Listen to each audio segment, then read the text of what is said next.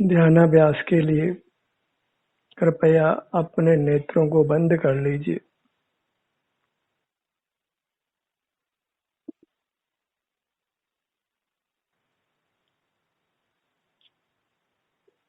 अपना ध्यान अपने आप पर लाइए। आपका अपना अमूर्त शरीर है, केवल इसकी ही आपको शरण है। शरण आपको आप, अन्य कोई पदार्थ पर पदार्थ जीव को शरणभूत नहीं है।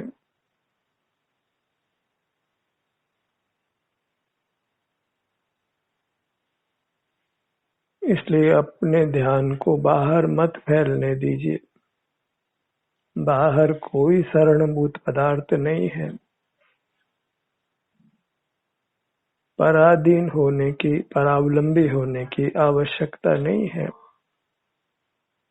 अपना ही अवलंबन कीजिए, अपनी ही अमूर्त काया का, अपने आभ्यंतर अमूर्त शरीर का, जो आप स्वयं हैं।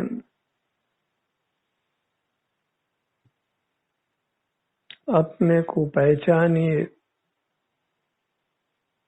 सिर से पांव तक यह मैं हूँ, ऐसी प्रतीति कीजिए।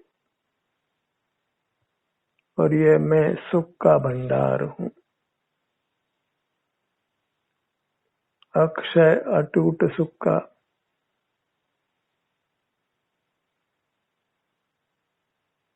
यही एक अपनी काया आप ही आपको प्रयोजनभूत है, हितकारी है। अन्य कोई पदार्थ परमार्थ से हमारे लिए हितकारी नहीं है। बाह्य किसी पदार्थ का आश्रय कर हम संसार दुखों से मुक्त नहीं हो सकते हैं, संसार से पार नहीं हो सकते। सारे पर पदार्थों से सुखी होने की आशा छोड़िए। खासकर धन, परिजन और मित्रों की।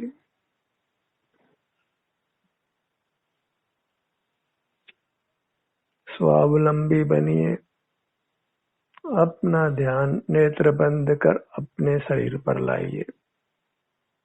नेत्र बंद करने पर जिस शरीर पर आप आते हैं, वह आपका अमूर्त शरीर है, वह आप स्वयं हैं।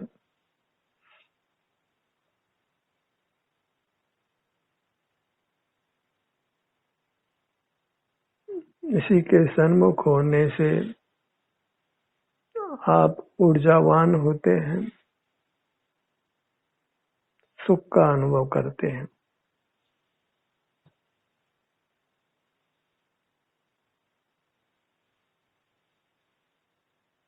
सब निर्बलता समाप्त होती है, सब विकल्पों से आप मुक्त होते हैं। जीवन सुखमय होने लगता है। सब चिंताओं से, तनावों से मुक्ति होती है। अंतरंग और बहिरंग सब अनुकूलता होती है।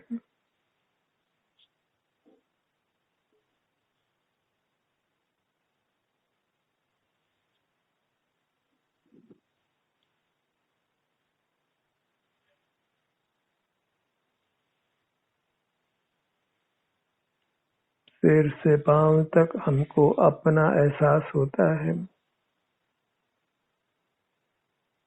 अपनी मूरत का, जो अपने लिए प्रभु की मूरत है। अंतर्मुख होने पर, अपने आभ्यंतर शरीर का एहसास करने पर परमात्मा की खोज समाप्त हो जाती है। बाहर में हम परमात्मा को खोज करना बंद कर देते हैं। जब अपना ही परमात्मा हमें मिल जाता है, तो फिर परमात्मा की खोज करने की आवश्यकता नहीं रहती।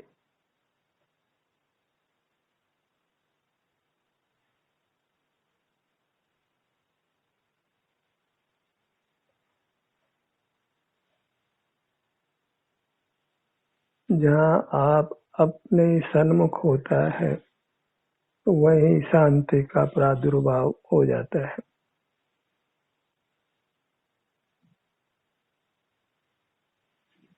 क्योंकि आप स्वयं शांति का समुद्र है।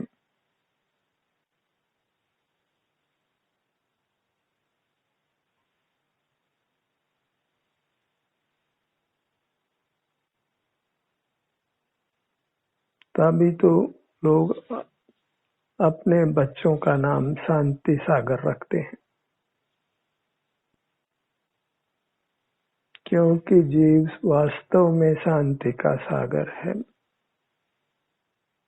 कोई सुख सागर नाम रखता है, कोई आनंद नाम रखता है, कोई शांति नाम रखता है, शांति स्वरूप रखता है। ये जीव के पारमार्थिक नाम है।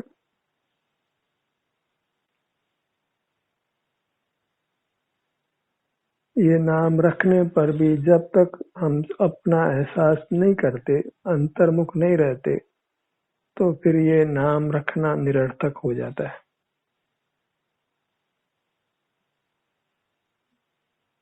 जब आप ही शांति स्वरूप है, आनंद का सागर है, शांति का सागर है, तो फिर हमें उस सागर से युक्त रहने की आवश्यकता है।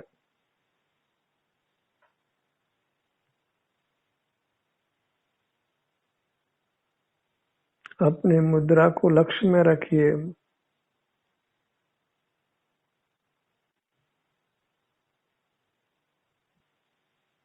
फिर हमको अपना ध्यान अपने आभ्यंतर शरीर पर लाना है, क्योंकि बहिर्मुख रहने से ही हम संसार में नाना दुख भोगते हैं, और अंतर्मुख रहना अभ्यास से ही सिद्ध होता है। अभ्यास की आवश्यकता है, यत्न की आवश्यकता है। बाहर के प्रलोभनों से अपने आप को रोकने की आवश्यकता है। जिस किसी पदार्थ का प्रलोभन होता है, उसको रोक दिया जाए तो फिर वह प्रलोभन धीरे धीरे समाप्त हो जाता है।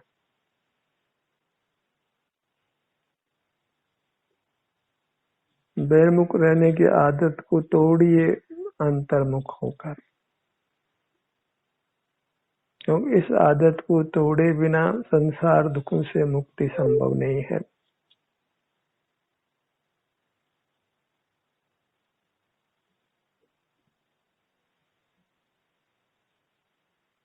हमें खबर ही नहीं है कि हमने कितनी बुरी आदत डाल रखी है बहिर्मुख रहने की। बहिर्मुखता हमको सहज हो गई है, इसलिए दुख भी सहज हो गया है।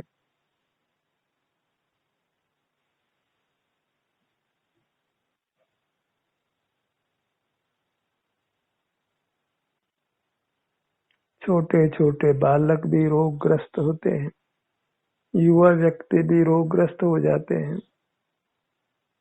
उस सब का एक ही कारण है कि वे अपने शरीर से युक्त नहीं रहते।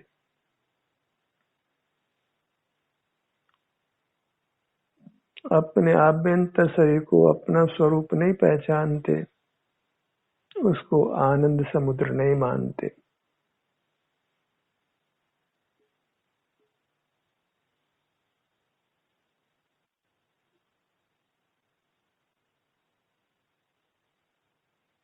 अपनी दृष्टि अपने से जोड़ कर रखिए।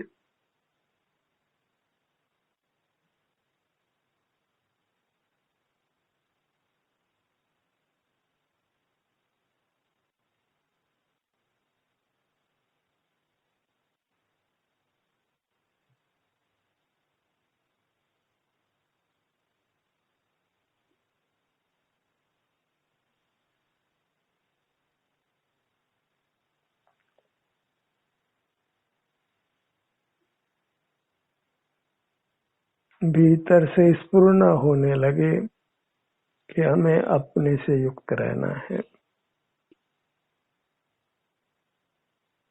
अपने अनुभव रूप रहना है, तो फिर मोक्ष मार्ग प्रशस्त होता है।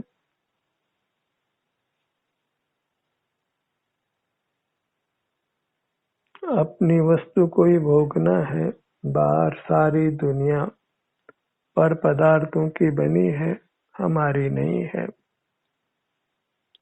पराश्रय छोड़ना है, पराश्रय ही पराधीनता है,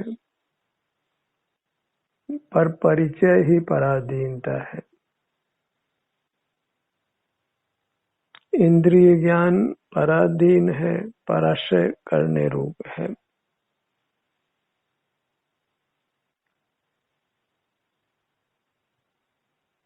जगत से विमुख हुए बिना आज तक कोई सुखी नहीं हुआ।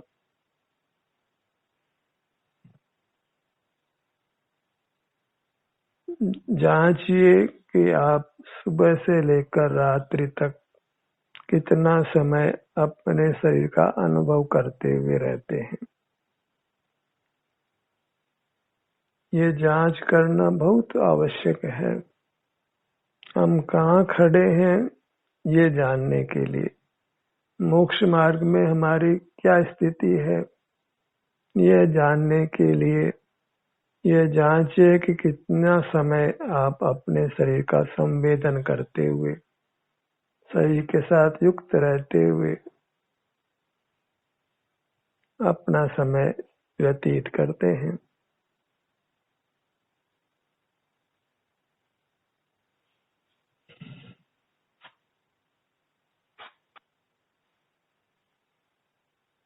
जगत का विस्मरण करने का प्रयत्न करिए, जगत को भुलाने का प्रयत्न करिए।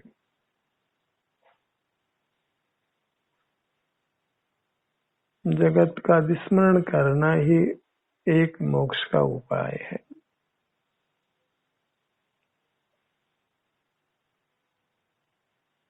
अपना परिचय बस अपने आभ्यंतर शरीर से रखिए, अपने अंग उपांगों से रखिए, उन्हीं के संवेदन रूप रहिए।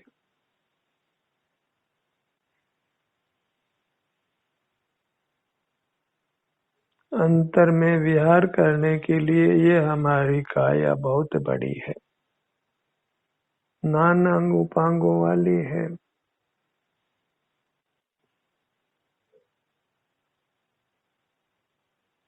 इसका अवलंबन करते हुए, इसका सन्मुख रहते हुए हम सुख से अनंत काल व्यतीत कर सकते हैं।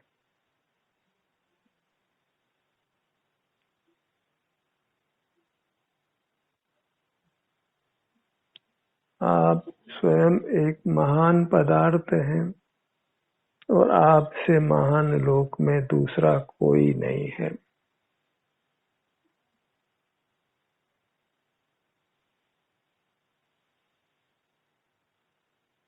आप आपके लिए सर्वस्व हैं, अपने आप ही आराध्य हैं।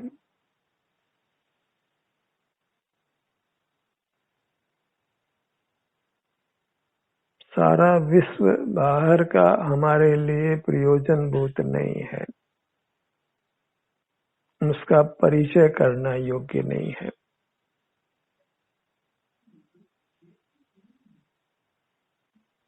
अपने कोई देव मानिए, अपने कोई गुरु मानिए, अपने कोई शास्त्र मानिए, अपने को अर्थात अपने आभ्यंतर शरीर को, इसी को तीर्थ मानिए। माता पिता मित्र बंधु सर्वस्व इसी को मानिए।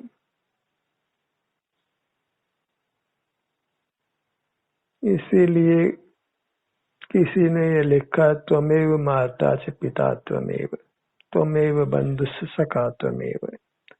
त्वम वो अपने आभ्यंतर शरीर के लिए है, तुम ही सर्वस्व हो। मेरे प्राण तुम ही हो, मेरा जीवन तुम ही हो।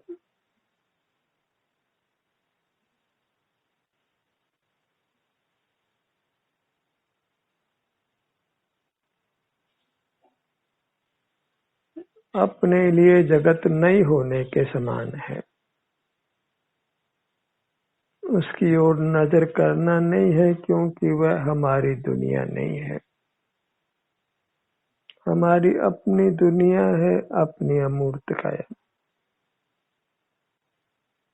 अपना आभ्यंतर शरीर।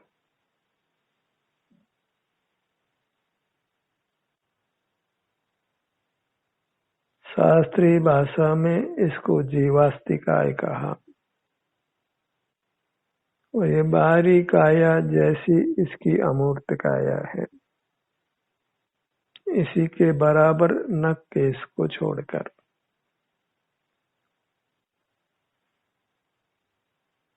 इसी की आराधना कीजिए।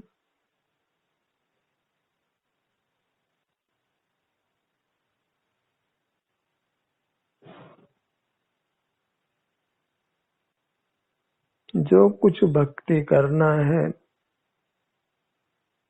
वह अपने करिए, क्योंकि यह अभेद भक्ति ही मोक्ष का मार्ग है। अन्य की भक्ति मोक्ष का मार्ग नहीं है।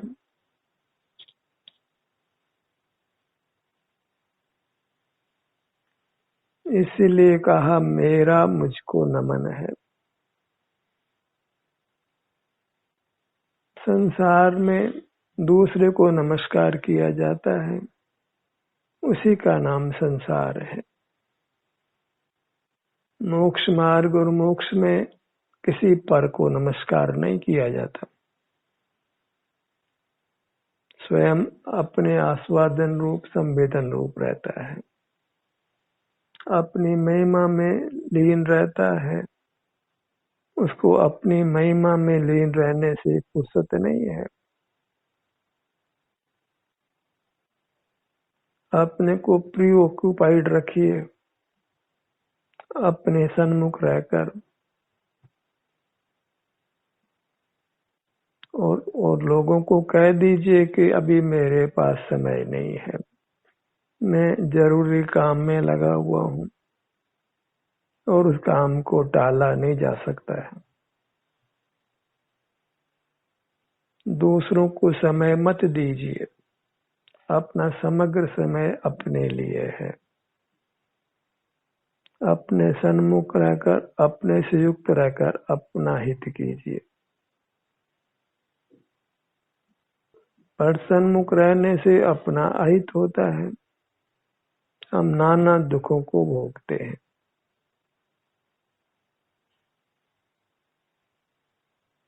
निज परिचय सुख चैन, पर परिचय दुख देन।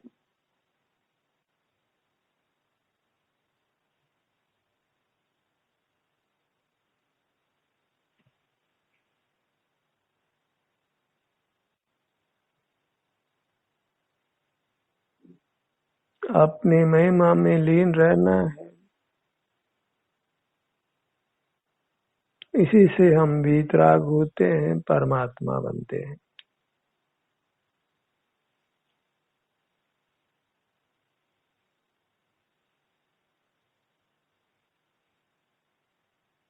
जीवन को सुख से भरना हो तो बस अपने सन्मुख रहिए। न फिर आहार की आवश्यकता रहेगी, न निद्रा की आवश्यकता रहेगी, न फिर हिलने डुलने की आवश्यकता रहेगी। आप परमात्मा की प्रतिमा समान अकंप होंगे।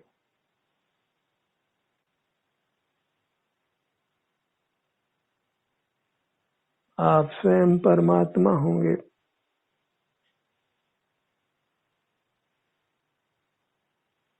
बस एक ही काम रखिए कि अपना परमात्मा रूप प्रकट करना है, अपने सन्मुख रहने कर। अपने सन्मुख रहना ही तप है,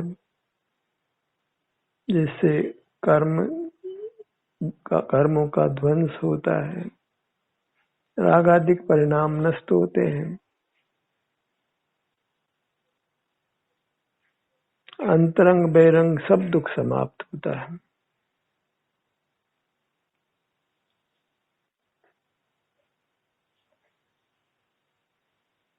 सब अंग उपांगों का परिचय करिए, हर अपने छोटे से छोटे भाग का संवेदन करिए।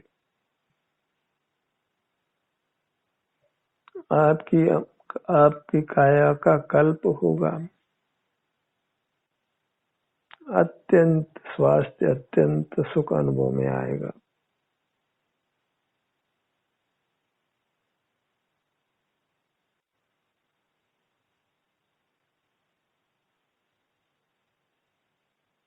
कुदरत ने ही कर्फ्यू लगा रखा है बाहर, और हम बाहर आते ही कर्म हमारी अमूर्त काया को छलनी छलनी कर देते हैं।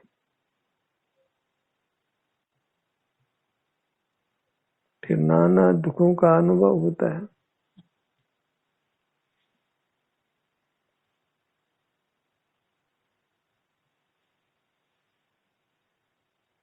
इंद्रिय द्वारों को खोलना ही दंडनीय है।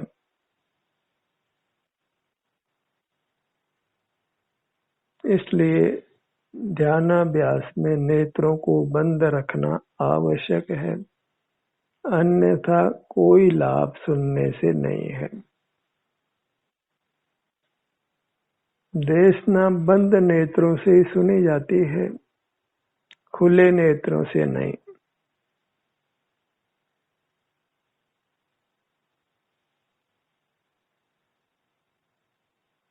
देशना का लेना देना दोनों ही बंद नेत्रों से होता है।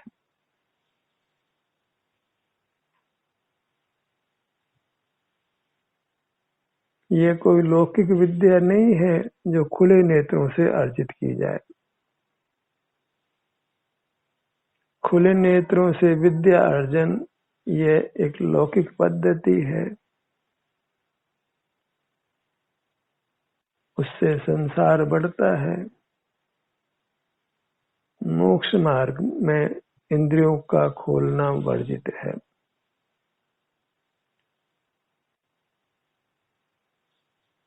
स्वाध्याय बंद नेत्रों से ही होता है, अपने संवेदन रूप होता है।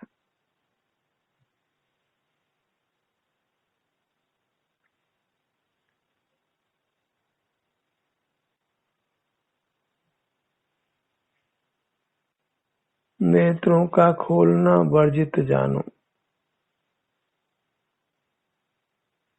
प्रकृति के विधान में नेत्रों को बंद खोलना वर्जित है। इस प्रकृति के नियम न्याय का उल्लंघन मत करिए।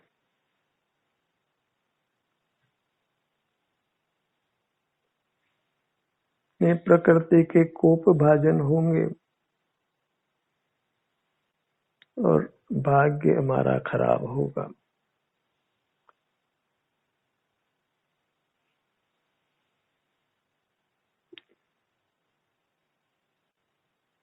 अंतरंग में हम प्राप्त शरीर के क्षेत्र में ही अपना अनुभव करते हैं, अपना अनुभव होता है। सुख दुख के संवेदन रूप से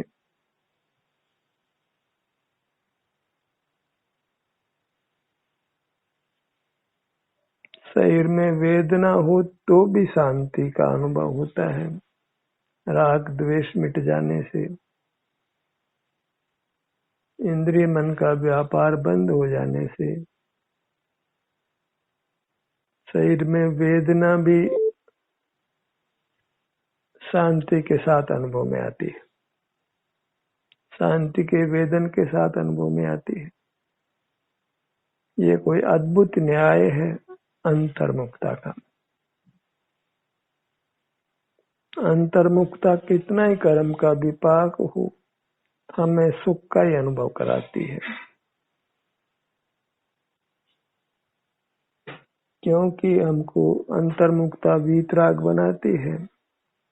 और राग की आग से झुलसने से हम बच जाते हैं।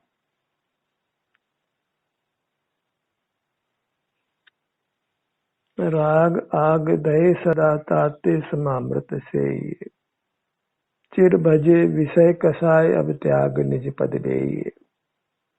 विषय कसायों को अनादि से हमने भजा है, अब निज पद जो अपनी अमूर्त काय है उसको भजिए।